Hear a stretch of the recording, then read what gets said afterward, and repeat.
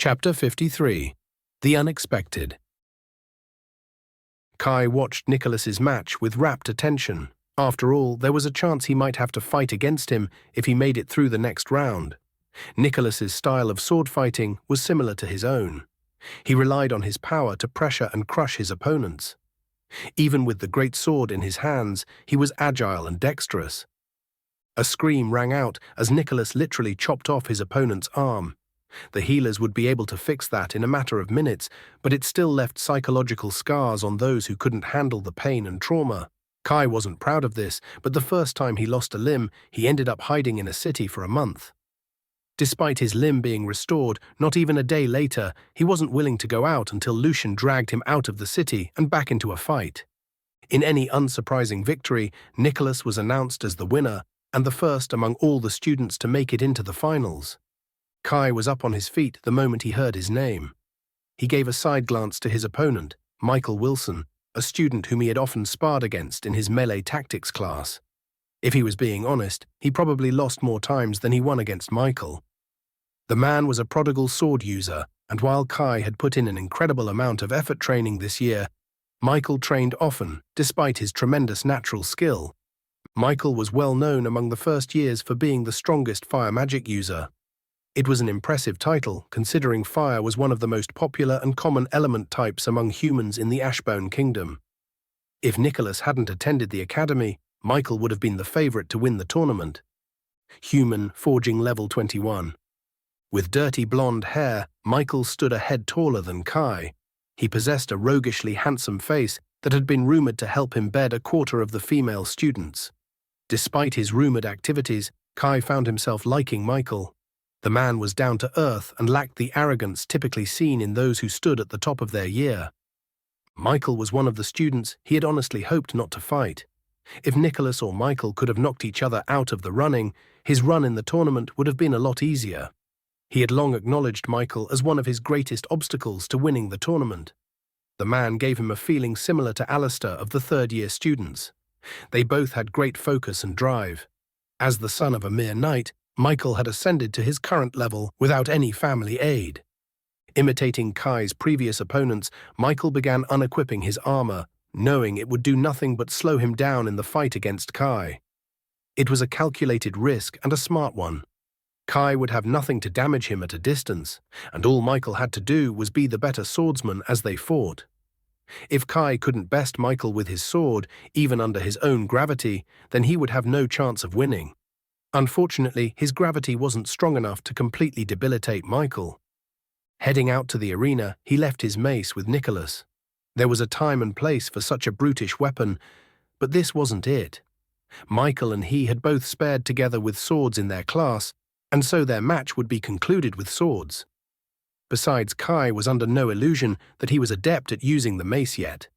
It would hinder him more than help in this match where the sword would bring victory or defeat. Out on the field, Michael gave him a grin. "I can see from your smile that you are looking forward to this," Michael said. Kai didn't even know he was smiling. "I could say the same about you," Kai chuckled, looking at the wide grin coming from Michael. He looked at Michael's bare torso. The man had even removed his shirt. Thankfully, he had kept his pants on. "Are you sure you don't want to wear armor? Aren't you cold?" Kai teased. Shaking his head, Michael readied his longsword. "I'm sure my fire will warm us both up." Without waiting for the announcer to officially start the match, Michael ran to Kai, longsword at the ready.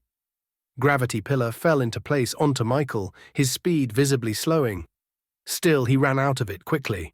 Halfway to Kai, Michael let go of his sword with one hand and put out a palm facing Kai. A fireball shot out of his hand across the field quickly. There was no way Kai was bold or confident enough to take a fireball head-on, even if he thought he would survive it. He jumped to the side as Lightfoot came into play. Still, he felt the heat scorch his right side as it passed by. For a moment he felt his step become even lighter before it returned to normal. Right as Michael came into his domain range, he activated it. Instantly, Michael's eyes darkened as he stepped into the gravity field. Holding his hand over the bottom of his blade, he swept it up to the top, causing fire to sprout and surround his blade. Walking up to each other, they held their blades in guard positions as they circled one another. Since Michael had the longer blade and arms, Kai decided to strike first and not let him dictate control of the match. Their swords clashed as fire licked Kai's blade. Heat emanated from Michael as his skin began turning red. In response, Kai's armor glowed even more brightly, the wisps more pronounced as it absorbed the heat from his opponent and lightened its weight. Kai's initiative didn't last long as he felt himself backing up slowly. Michael had begun pressuring him. Avoiding a stab to his stomach, Kai sidestepped and struck back at Michael's arm, only to be repelled. Swinging wide, Michael's sword swung at his side. Turning his body, Kai blocked the blow by jumping back to dissipate the force. Kai's arm strained as he blocked another strike from Michael. The man was showing that even encumbered slightly, he could perform his sword abilities. Using his favorite overhead strike, he knocked Michael's sword out of the way as the gravity increased the power of his strike down as it pulled on both sword and arms. Before he could capitalize on Michael's broken defense, his boot kicked away Kai's sword in a surprising move. The battle quickly turned into a dance. Both matched each other as they gracefully fought. Even the slightest mistake could mean losing or death. The roar of the audience had dimmed. Kai's focus was purely on the individual in front of him. Each shift and movement gave away Michael's next move. The stalemate was broken when Michael's blade pushed past him, bashing on his shoulder guard. The powerful blow wrenched his body down for a moment. Kai was immediately thankful Nock had created such wonderful armor. The tournament would have ended there if he hadn't been wearing it. Smashing his blade against Michael's, heat licked Kai's face as their blades held strong against each other. The flames on the sword were obstructing his view. Pulling his sword back, he broke the stalemate. As the flames shifted on the sword, Michael was grinning as an orange glow appeared to emulate from below his chest. Looking down, he realized his mistake as Michael launched a stream of fire into his own chest, point blank. Kai's eyes flashed white as he was temporarily blinded as fire flashed over his body and face. Stumbling back, he felt his armor lighten immediately. For a moment, his armor lightened as it turned uncomfortably warm. Everything had become blurry. Blinking didn't help, his vision remained blurred. He felt the heat before it hit him. The next second, fire once again washed over his face. There was a searing pain as his skin bubbled and burned. Inhaling was a mistake. The heat and smoke burned his lungs after one deep breath. His only saving grace was that he had managed to close his eyes before the flames reached his face. Shuffling back, his domain still active as he tried to buy time for his eyesight to return. Through his fuzzy vision, he saw a pale and black silhouette approaching him quickly.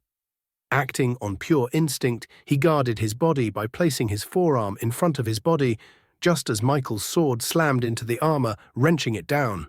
He muffled his cry as he jumped back. Pain flared up as he grabbed his sword's handle with both hands. Might be broken, he thought. Vision clearing, he suddenly created a gravity well behind Michael. With the changing orientation of gravity, Kai charged in the split second of Michael's confusion and adjustment. Between the gravity well pulling on him and Lightfoot, he reached Michael faster than the man had guessed.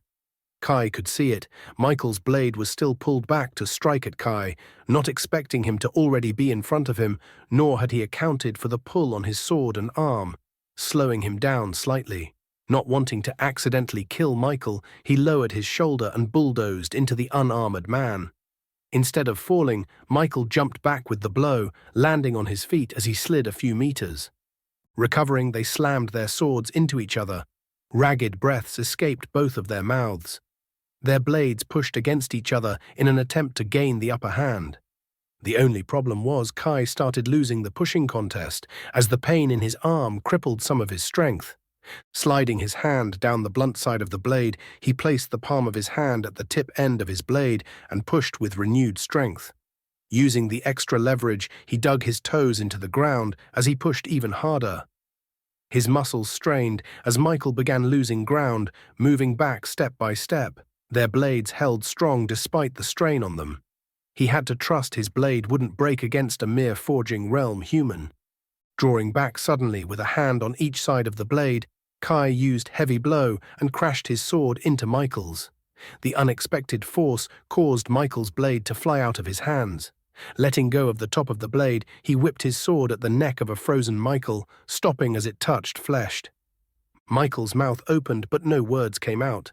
As his eyes found Kai's, he finally said, "I surrender." "Winner Kaismo!" screamed the announcer.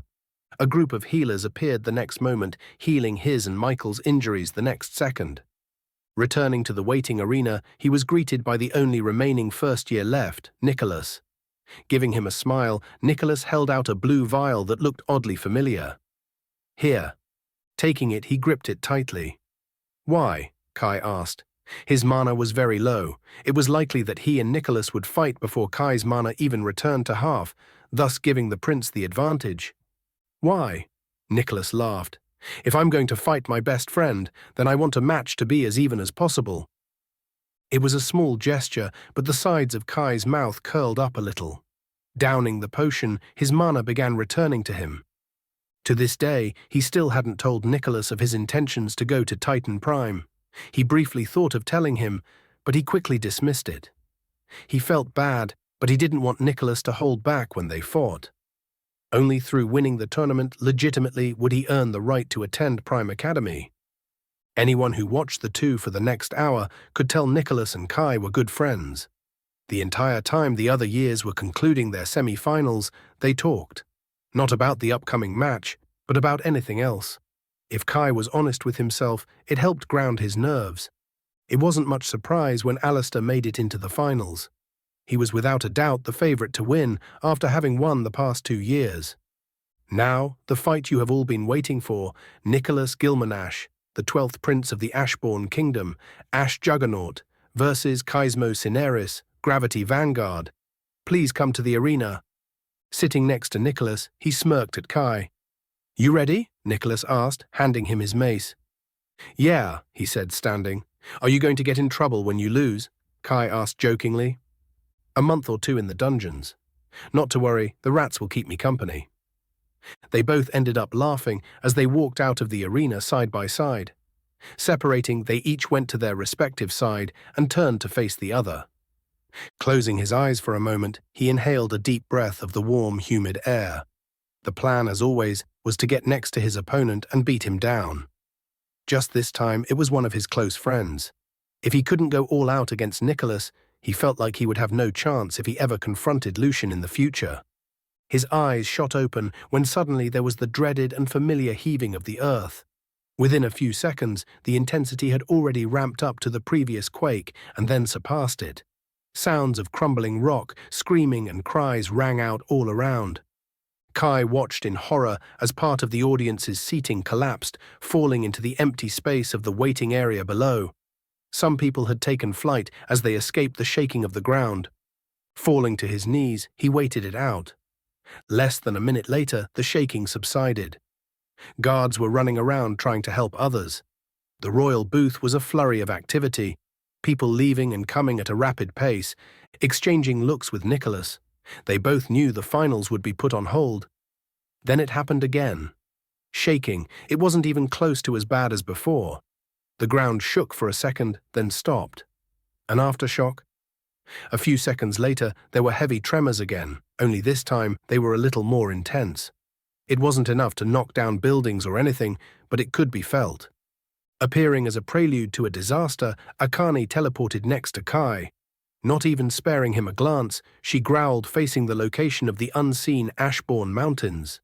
The enchantments blocked the sight of the ever-imposing mountains. The shaking and heaving of the ground intensified as it continued. It wasn't like any earthquake he had ever felt. It was too rhythmic. Despite the injured and trapped people below, the arena began quieting down. It was the calm before the storm. The only thing ruining the silent moment was the increased shuddering and shaking every few seconds. Then a sound the likes he had never heard before started reverberating throughout the city, loud and high-pitched. Over the sound of the audience clamoring, he was able to make out what the sirens were for. "Monster incoming,"